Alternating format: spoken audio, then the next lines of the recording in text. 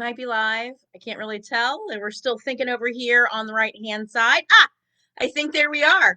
Hi guys. Welcome to my home. Um, it's close to the holidays. It is, the end of 2020. 2020 is weird enough. So here we are in my dining room, and we are going to take some time and talk about what Remax Incline can offer you as far as property management. So, I'm gonna give it a minute we're 30 seconds in, allow some people to kind of catch up, log in, see what's going on. I did talk to a couple people who said they were going to be joining us today, and so I want to do what I can to give them some time. Um, if you can hear in the background a little bit of meowing, those are the kitties. They're away, so hopefully we can do this and not hear them meowing in the background. So, we are going to talk a little bit today about property management and the services that we provide. Remax Incline has been around since 2016. However, it has been in the works since long before that. Our broker, our broker, Mar Harbrink, has been in the business for 20 plus years. I've been in the business for about 16. And we love to manage properties. We love to help everybody make money. And we feel like we're pretty good at what we do. So, uh,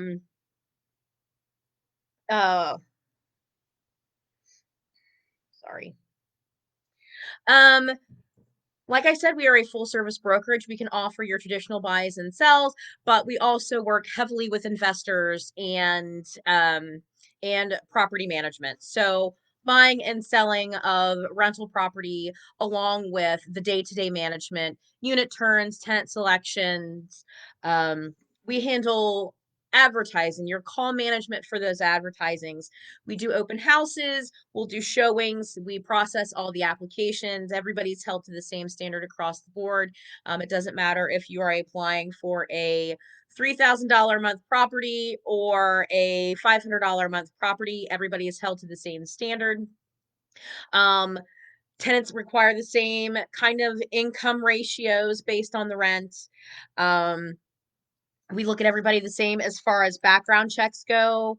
Um, and hold everybody to the same standard as far as evictions go. We don't say that an eviction stops you completely, but it will prevent you if you owe a landlord money. Even if that landlord is a landlord from 10 years ago or 12 years ago, if it still shows that you're going to owe them money, you have to get that paid in full before you're approved. And like I said, it doesn't matter the kind of unit, the area, the dollar amount, everybody's held to that same standard. So we also are very familiar with the Section 8 program. We have a lot of um, questions about if we handle Section 8. Right now, I would say we have got more than 100 units. So about a third of our portfolio does accept vouchers. So we're very well versed in that program. I've got a couple guys that I can send into an apartment and say, hey, this is going to rent Section 8. This is going to rent voucher. Do what you can to make sure that this is going to pass on the first inspection. And I'm very confident in their ability to make that happen. They know what inspectors are looking for. They know what standards they need to meet. And normally our inspection process goes pretty well. The length of time it takes to process that RTA, if it's a Section 8 voucher, is definitely on the housing authority. We have a pretty good working relationship with them, and they're very good at, well, they're good at communicating when we have questions about, hey, where's this RTA in process? So we do what we can to get those processed as quickly as possible. Right now, because of COVID, everything is running a little bit slower as far as vouchers go. If you're looking at a voucher program that's not the housing authority, but it's something like Shelter Plus or Excel, we are also well versed in those programs and how those work. If you are only interested in renting for market renters, that's not a problem. We don't ever push anybody into a voucher scenario. We have voucher units across the city, and we have market rent units across the city. We can handle rent negotiation as far as, where what should this unit be renting at? What should I be getting for it? If I want to get a better dollar amount, what things do I need to do? We can help you with all of those. We can also help with the rent negotiation with Section 8, and that includes doing annual rent increases. Um, and anything that you would need on that end. We do annual rent increases across the board, so market renters see them as well as anybody with a voucher. The biggest thing that we see when we are taking over new management for properties is low rent. And a lot of times that is because someone who has owned a property for a long period of time, they aren't necessarily looking to see that they're making the maximum amount of rent. They're kind of letting that property coast. They're making sure that everything is fixed like it's supposed to be, but they're not necessarily increasing rent. And so that's something that we face on a near daily basis. We do have a couple owners that we've recently seen large rent increases for. We have one owner in particular that when we took over management of the property, he had a very large 3-bedroom voucher tenant in place and was getting about $700 for that unit. $700 is less than you're going to get for a 2-bedroom apartment on a voucher program. So we were able to, in a matter of, I mean, all it took was submitting the paperwork. So we went from a $775 rent to an $1,100 a month rent in 2 or 3 months. So um, it really just kind of depends on where that person is in their lease and how long it's been since the last rent increase. And we were talking to a newer agent in the office today or this week about how rent works with CMHA. So we understand those calculations. We push the market as hard as we can and fight for every dollar. And we do that for the market rent as well. If you have taken over a building or you currently own a building and you know that your rent is low, but you're not exactly sure where it can be or how to get it there, that's something that we are very well versed in. Like I said, it's very common, especially right now when you're seeing a lot of properties change hands. There are a lot of people that are getting out of um,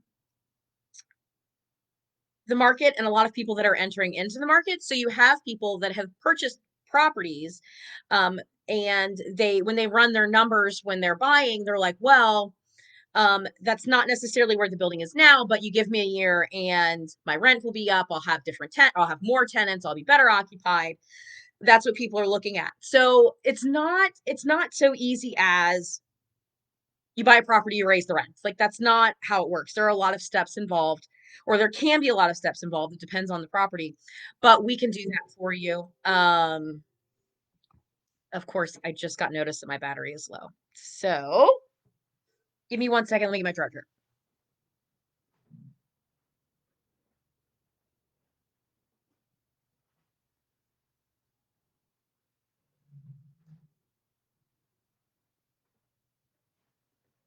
I thought this was plugged in all day, but evidently it wasn't. Okay. All right, now we're charging. So, excuse me. So we, as it's stated here on the side in the comments, we fight for every dollar that we can get, and that doesn't matter if it is market rent or Section 8. We also handle all of your rent collection, and some of that might be back rent. It might be uh, again, I hate to go back to Section 8, but there are steps involved in getting your rent for Section 8 that's not just so much as pass the inspection, get the rent. There's other paperwork involved. There's correcting paperwork that's involved, and that's something obviously that we can handle for you. But also, if you've got tenants that are not wanting to pay rent, we we're not afraid to handle the tough properties. We have been in them before, we're still in them now, and it's not something that we run away from. If you have a property that has what I like to call tenant social issues, definitely something that we can handle. And sometimes it can be a little bit painful to the owner to make that happen, but that's a plan that we talk to you about. We put it in place, and that way everybody knows what's going on. It's not so much we're going to come in and we're going to evict everybody in your building. Like that's not what we want to do. We want to get everybody to a point where they're paying their rent, you're making money, um and we work those plans. So we make a plan with you and we work the plan as tightly and as quickly as we possibly can. Now, in some instances, I can think of one in particular where in October of 2019, September 2019, I came back into the office full time. I had been doing property management for years. Um, Life happens, found myself in a different situation, got a different job, realized how much I missed what I was doing, and came back to it. Aside from doing the things as an agent, I came back into the property. So I'm back in property management. We've taken over this property. We've had it for several months. And lo and behold, we have a building of 11 units and not one, no, I take that back. One person out of 11 occupied units, one person was paying rent, one person had signed a lease. The rest of the building was full of squatters. They weren't paying a dime. They weren't covering the util. No, I think they were covering the utilities. I think they had all put utilities in their name. So they're covering the utilities, but they're not paying a dime in rent. We gave them all the opportunity to say, hey, if you want to stay, we understand some of them fell victim to an internet scam. If you want to stay, that's fine. Go ahead and apply. We'll get you in a lease and we'll start over from today. Two people did it. One person was actually paying their rent. I evicted everybody else. They were not paying rent. They had no right to the building and they were still there. Now, in that instance, yeah, now you have an unoccupied building. You still had three tenants left in it, but everybody else who was there wasn't paying rent anyway. So when you look at it, you're like, I don't want to evict all those people because then I'm not going to have anybody living there. But if they're not making you money, they don't need to be there. And that's what you got to look at. You got to look at, am I getting what I need for these units? And sometimes if you buy a property and let's say, I mean, all of these, I'm bringing all of these examples from experience. A lot of it's experience within the last year. So let's say that you have purchased a property and it is a 5-bedroom single family home and it is renting for $700 a month. I'm going to go back to, you shouldn't even be getting $700 a month for a 2-bedroom apartment, let alone a 5-bedroom house. You should be getting anywhere from $1,300 to $1,500 a month based on the location and the condition of the home. That's what you're looking at. So if you have owned a property for a long time and it is a 4 or 5-bedroom and you're getting under $1,200 a month, you need to talk to us because you should be doing a lot better than that. And essentially what you're doing is you're leaving thousands of dollars a month on the table. And that's not something that you want to do. You're basically just giving your money away.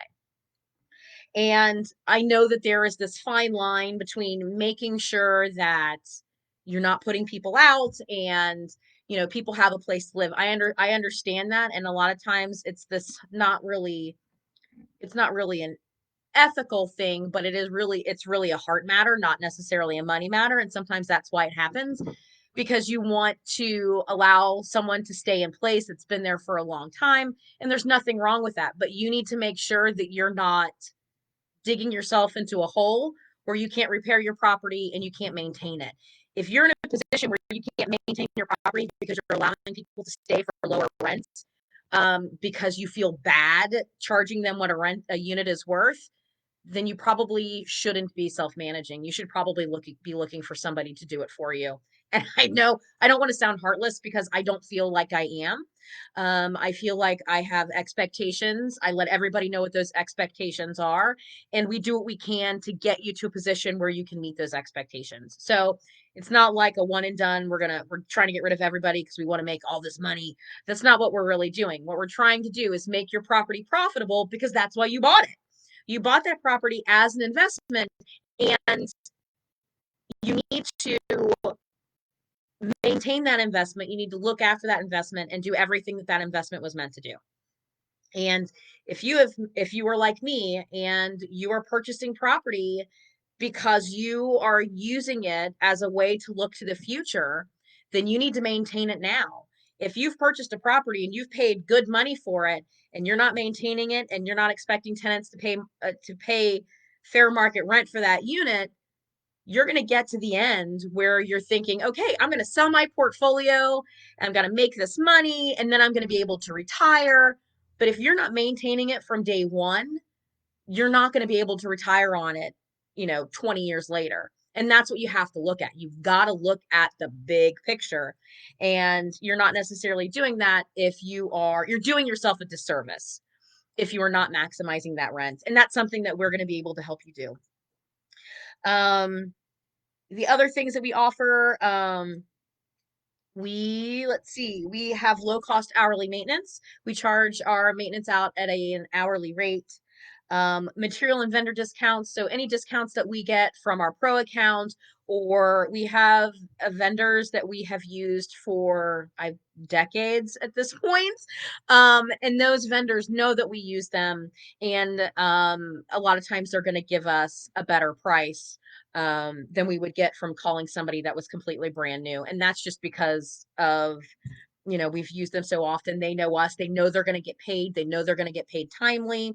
And so that actually is worth a lot to people, because nobody wants to think, oh, I'm going to get paid in a net 30 and they're still sitting there 90 days later with no money. So we don't want to see that happen with anybody. We can handle moderate rehabs. If you've purchased a property and it needs turned, we can handle that for you. If you're looking at extensive electrical or plumbing work, we obviously bid that out because we're not electricians. So we leave that kind of work to the professionals, and that way we make sure everything's done up to code. But if you're talking your standard, like a new faucet, painting, exterior work, we can handle all that. But if you're talking about changing out breaker panels, let's say you buy something and it's got stab locks, or it's got Federal Pacific stab locks, that's something that we're going to contract out. We're not going to handle that in-house. But we do multiple bids. We get you the best price that we can, and we do what we can to keep that building profitable. I talked about advertising. We have a very large social media presence. We have Facebook pages that cumulatively have 40,000 or more followers. It allows us to rent things pretty quickly. We have a pretty big social media reach, and we manage Facebook pages that cover voucher only as well as market rent. We even have some investor pages out there. You're probably part of those investor pages, and you don't even realize that it's us. So we like to be everywhere. We do weekly open houses. One of the great things about us is that we are a licensed brokerage. If you were doing property management in the state of Ohio, you need to be properly licensed. And by being properly licensed, that property management is attached to a real estate broker. So if you're looking at some of these websites because you're looking around, you're thinking, I need property management, you search Cincinnati Property Management, whatever you do, and you come across a page, even on Facebook. If you see a property management page on Facebook, and that property management page is not associated with a licensed real estate broker, they are not operating lawfully in the state of Ohio. That doesn't mean that they're doing things that are illegal, except existing. So you have to be licensed in the state of Ohio to do third-party management. If you've got a portfolio of 400 units and you self-manage, and you have somebody that works for you and they're managing only your units and you are paying them on payroll, not the same thing. But if you have a person that is managing for multiple owners, once you hit 2 owners and you're not and you're getting money from both to do the work, you have to be you have to be associated with a licensed broker. You need to be an agent. And that's something that we've been seeing quite a bit of. And really, I mean, we've seen it forever. Everybody thinks that it's easy to go in and manage a property. Anybody can do it. It's not that big of a deal. I don't see what the problem is. All you're doing is collecting rent. Well, that's not all there is to it. There's accounting. There's marketing. There are all of these things that are involved, and you have to make sure that you're hitting certain milestones in order to be functioning. And one of the things that we're going to talk about in a second are bank accounts. This is how you know. This is how you know when, well, I'm not going to say this is how you know for sure, but this is going to give you a very clear idea if your property management company knows what they're doing or not. And excuse me. And that is individual bank accounts. And I get a lot of pushback on this from people that I'm talking to about property management. And that is because I'm honestly, I'm not sure why it is. We require that all of our owners open a property management account with the bank that we bank with. So I'm looking at my little list here. We manage for 57 owners. That means that we operate out of 57 separate bank accounts. A lot of times we're taking on some of these owners, and right now I can think of three. I'm thinking of three right now that we've taken on in the last 7 months that have been using a property management company, one of which was not licensed lawfully, one of which was, two were not lawfully managed, one was. So one was associated with an actual brokerage. This is what I'm saying. It doesn't mean they're doing everything right. These owners did not have separate bank accounts. There was one management fund, and every owner that this property management company managed for, everybody's rent went all into the same account. Anything that was purchased for those properties, any maintenance that was done, any bills that were paid, everything was paid out of a centralized account. So all the money goes in, all the money goes out. All the money goes in, all the money goes out. And I'm stopping and I'm thinking about the number of units that we manage and what it would be like if we put all of that money in one account and paid everybody's bills out of one account and then tried to make the finances make sense.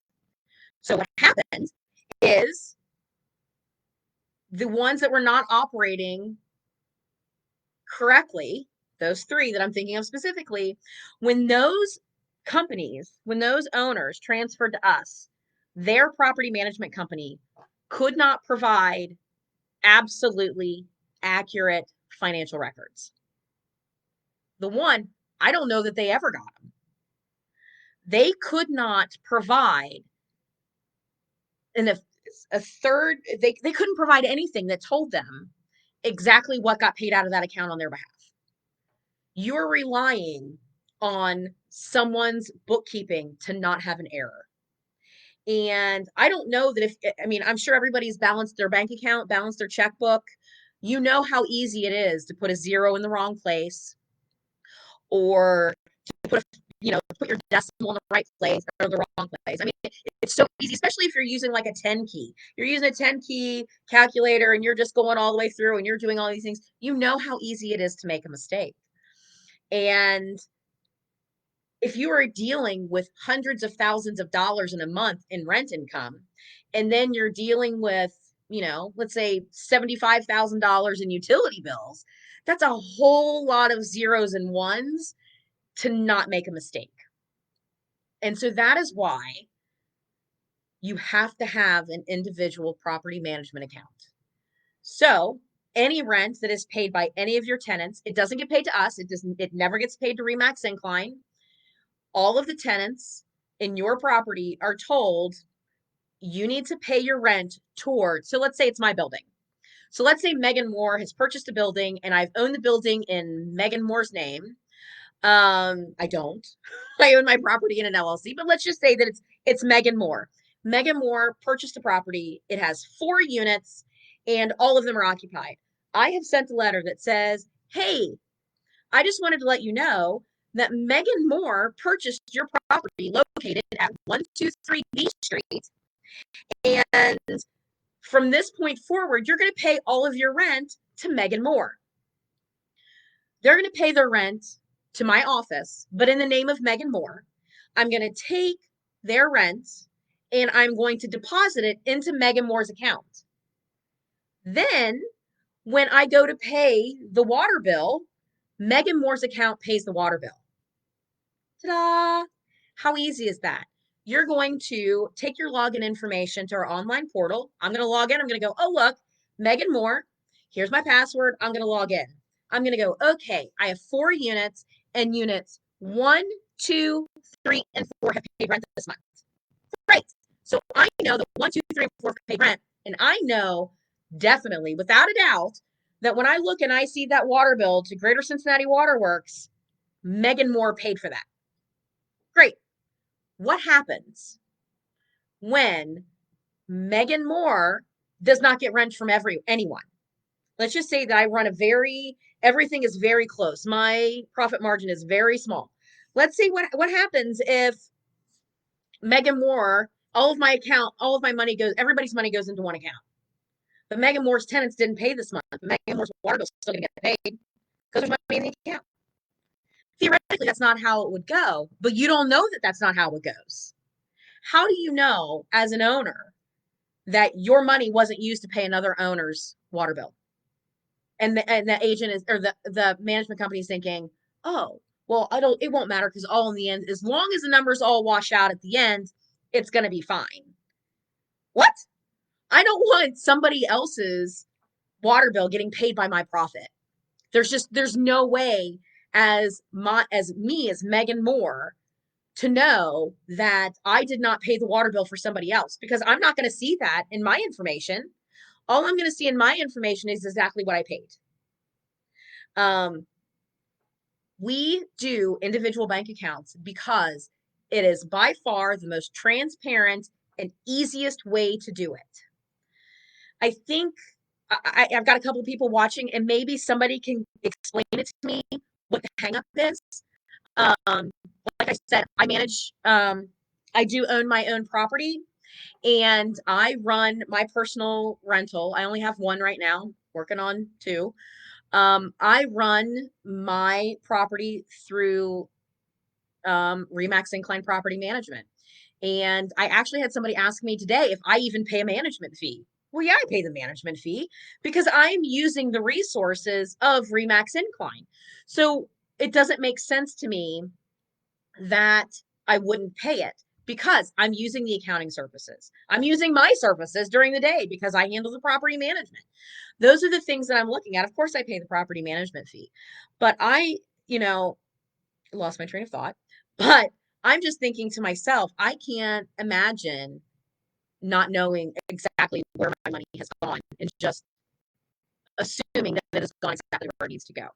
So that is why we insist on those individual bank accounts. Like I said, I'm not entirely sure what the hang up is, why people don't want to do it. I have talked to owners that need property management. They're desperate about, their property management company is not doing well. They're not collecting rent. We don't know what's going on. And I talk to them and they're all excited. They're like, yes, I need Remax Incline to help me. I need you to help me. And I'm like, let's do it. And we start talking details, and the management fee is great because we're on the low end. Our maintenance fee is great because we're not expensive. Like, everybody's all excited. I'm like, okay, so then the other thing we've got to do is we have to open you a property management account. What? No, no, no, no, no, no, no, no. I don't want a property management account. I don't want to do that. You're like, wait a minute, what do you mean you don't want to do it? I don't want a property management account. Well, how do you want us to collect your rent? Oh, I just want you to collect the rent under Remax Incline's name, and then you just give me my money later. That's the dumbest thing I have ever heard. Why would you want to put your money in my bank account? That doesn't even make sense. That's not what we do. You pay your tenants pay the rent to you, specifically the owner, because it's your money. It's your money. You want people to pay you your money. I don't want my tenants paying you my money. I want them paying me my money. So when you do those individual accounts, you know where all of your money is going. Like I said, I don't quite understand the hang up, but people have it. If you are thinking, well, what about my mortgage payment? We can set your mortgage payment to come out of that account.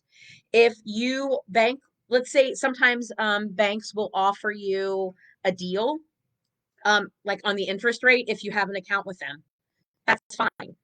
We can set your property management account up to transfer money into that account. It's no big deal. If at the end of the month, let's say that you have purchased your properties using your IRA, which you can do if you didn't know that, you can use your IRA to purchase property. And let's say that you do that, but at the end of the month, anything beyond what you've paid for expenses has to go back into the IRA. No big deal. We do it. We've got several clients that do it that way. We send the money to the to your IRA. We just set it all up ahead of time. Let's say that you want a monthly owner draw. No big deal. We can do a monthly owner draw. None of that is a problem because you all know it's coming out of your own account. So it's your money. It goes into your account. It comes out of your account to pay your bills. And then it can be funded back to you in the form of an owner draw. No big deal. Then when you get to the end of the year and you get your paperwork for your taxes, you know that every bit of that is going to be accurate. So at the end of the year, you are going to get a set of financials. And you're going to know that it's accurate. If you've got questions throughout the year, we can set up quarterly calls to go through your finances. I do have several owners that I do it with. I even have several owners that I have weekly calls with just because we want to keep on top of things. They've got projects going on to make sure that everybody is on the same page. And those are great. And we can set those up on that basis. So currently, let's talk about what we've got currently. Currently, we manage for 56 or 57 owners. We have about 375 units. These numbers are from a couple months ago, but we have rented at least 100 units in 2020. So 100 units in 2020 during a pandemic, and I think that we have had a better rental year than we have ever had. Our rentals did not slow down during 2020. We were able to navigate what that looked like, and we were able to navigate the new Social Security laws. We were able to navigate the shutdown and how people pay rent. We were able to navigate all of that. We have, in the last 6 weeks, have signed 4 new owners and added 55 units. That's pretty good for the holidays. We've got those. We've been getting everybody all squared away. If you're purchasing a property, let's say you're getting ready to close and you're watching this and you're thinking, I really need to get property management secured. I thought maybe I could just put it off till later, but I'm closing in a week. That's fine. Give me a call. We normally can get you set up. We just got to get the details started now.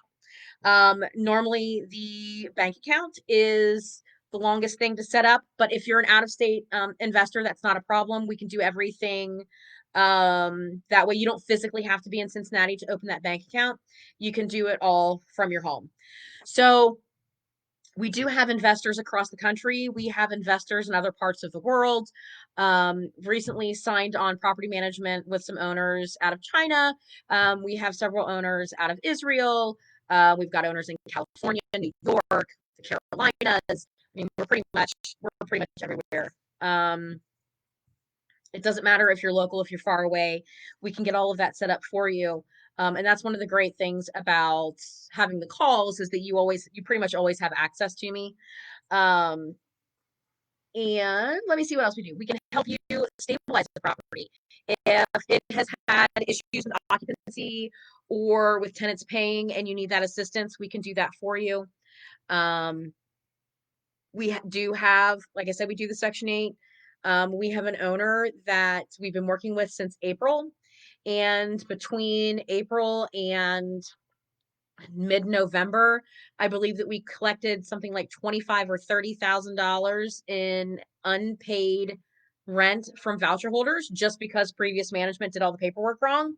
We were able to make those corrections and get that rent paid to the owner. So that's fabulous. If you've purchased a property that needs a turn and you're not exactly sure where to start or where a property should be rented, give us a call. I can help. I can talk you through it. We can have a conversation about how that works. Questions that you should be asking. I actually talked to an investor several months ago, and he sent me a questionnaire, and I thought it was the best thing on the planet. So I wrote down a couple things that I thought that you should be asking if you're looking for property management. The biggest thing, are you licensed? Because we discussed earlier, in order to lawfully run a property management company in the state of Ohio, you have to be associated with a licensed brokerage and you have to be licensed. Those are the things that you're looking at. I can name several PM companies. I'm good friends with a couple other people that do property management, definitely licensed, and they will tell you the exact same thing. They come across more people that are looking for property management because their properties were poorly managed by somebody who had no idea what they were doing. And that can happen if somebody is managing 10 units or somebody is managing 1,000 units. Doesn't mean they know what they've got going on. One of those other questions that you need to be asking are, what kind of properties do you manage? You can ask about, A, B, C, D properties. You can ask, are they multifamily? Are they single? What's the largest complex that you manage? What's the smallest? I can tell you with Remax Incline, size doesn't matter. It doesn't matter if you have 1 unit or you have 100 units. We treat you all the same. I know that there are people that have struggled to find management because they only have one property. That's not an issue for us. I have a client who purchased a condo in Mason, right off of the Kings Island exit. She was right up there.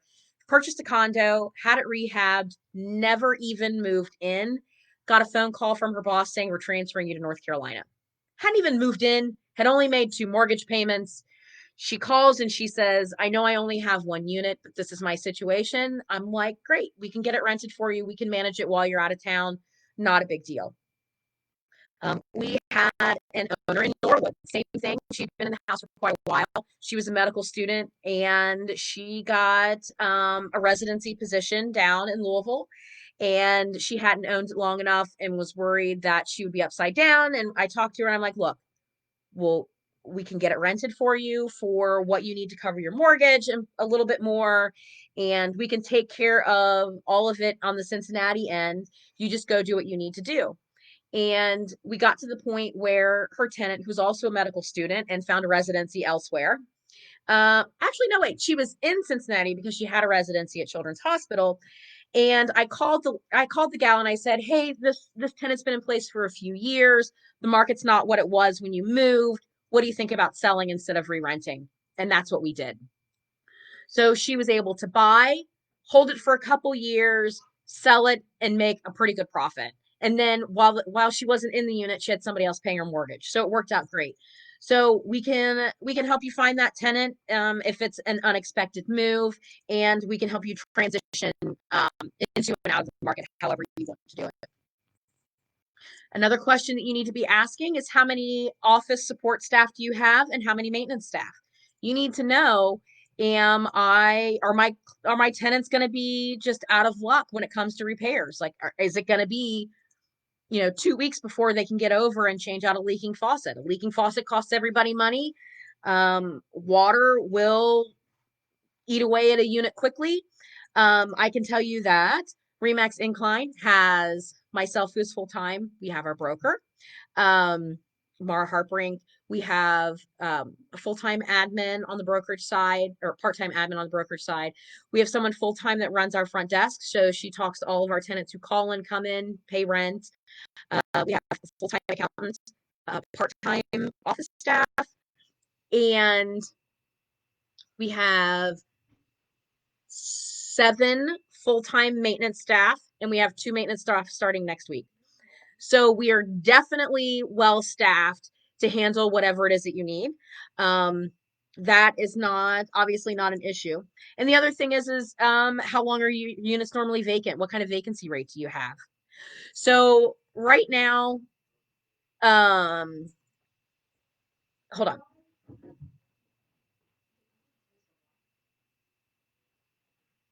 Okay. So, um, we normally rent things pretty fast. Like I said, we do have those 40,000 people or so watching us on social media. We have that covered. We did really well with the pandemic and keeping everybody or in place as much as we could. Some of the tenants that we did end up having to ask to move are tenants that struggled beforehand. Um, we right now, I did not run these numbers. I did not run them before I left the office. I can't give you what our actual percentage is. I think it's somewhere around 92%. We did take on a couple properties that have large vacancies. So we are working at getting all of those rented. So I can I think we have 4 or 5 different RTAs pending for voucher programs. Um, anyway, so other questions are, how do I know what's going on about your property specifically? That's something we talked about. We do have a landlord portal. So if you have questions about who's paid rent, what bills have I paid, all of that is accessible to you 24 hours a day. It's all um, pretty much live information. So if we add a bill in, you're going to be able to see that bill when you log in again. What is your eviction process? Our eviction process is pretty cut and dry. Um, Rent is due on the 1st. We have a grace period till the 5th, depending on how the weekend falls. If, let's say, the 5th is on a Friday, on that Monday after the mail runs, we're going to look at who's paid rent, who hasn't paid rent, and we'll look at 3-day notices. And then once, depending on, again, how the weekend falls, we reach out to everybody that we can get in contact with, and anybody who isn't able to pay that rent, we do start that eviction process. Now once our eviction process starts, doesn't mean that it's like the end of the road for that person. It's something that they can, depending on the situation, they can possibly pay their way out of it. We do what we can to work with people. The next question that I get asked a lot, and I think it's a great question, is, do you personally invest? I've had people ask me what areas of town I invest in, what kind of properties that I look for, what do I look for in a new property. Those are the questions. I get those questions quite a bit. Personally, I did invest. I purchased my first rental property in June of this year. I am looking to do number 2. Hopefully that will happen in like Q2 2021 is what I'm hoping for. So my eyes are always open for like that great deal. Personally, I like the small houses. I like the 2s. I would love to pick up a 1-bedroom. I like the little ones. The area, I'm not particular to any one area. We manage all across Hamilton County, and I'm fine with that. I think that there are great properties in every location, and that's just something that's personal preference. But for me, I'm not adverse to any one area in Cincinnati because, like I said, I think they all have good points to them. The other thing, and I know I've harped on this quite a bit a few minutes ago, is do you maintain individual owner accounts? If they say no, run. Just run. There's no reason why you should. Well, like I said, I don't want to beat a dead horse, but you need to be looking at individual owner accounts, because you need to know what's going in and out of that account and know for sure that that's what everything looks like. We aim to make property management as hassle-free as possible, and we do that from handling the process from the beginning to the end. If you have questions about how we can make your life easier, especially if you're self-managing, let us have that conversation with you. Our management fee is 8% of monies collected, and I can guarantee you that if you work with us, you're not even going to feel that 8%. You're not going to feel it, and your stress load is going to be a whole lot less. If you're with a management company and you're not happy with how things are going, maybe give us a call. We can have a conversation about that. I mean, obviously, you need to make sure that your expectations are being met. We try to be as clear as possible with our expectation of you. We ask that you are as transparent as possible as about your expectation of us. It takes a little bit of time to get to know each other, but after a few months, you should have a pretty good feel of how things are going to go. Our hourly maintenance fee is also fairly low. We handle your tenant management. We handle the leasing, the open houses, the maintenance, those middle of the weekend calls that a water line is broken. Those aren't something that you're going to have to look at. That's something that we will deal with for you. Like I said, you're not going to feel that management fee. You're just going to feel the relief from not self-managing. If you are with a property management company and you have concerns or questions, or you just want to know how to reposition, or you just want to know what's out there. If you have interest in entering the market or exiting the market, talk to us before you exit the market out of frustration. We might be able to help, or exiting might be the best move for you. But that's something that we can handle in office. I know I talked about what staff we have, but we also have a group of really great agents. We have our newest agent is Robin Jones, Crystal Lindsay, Robbie Worster, Jordan Meyer, myself, Mara. Did I miss anybody? I think that's all of us. And we all work with investors. We all work with tenants. It's one of the reasons why our um, our time on market is pretty good, because we have agents that earn commission for renting those apartments.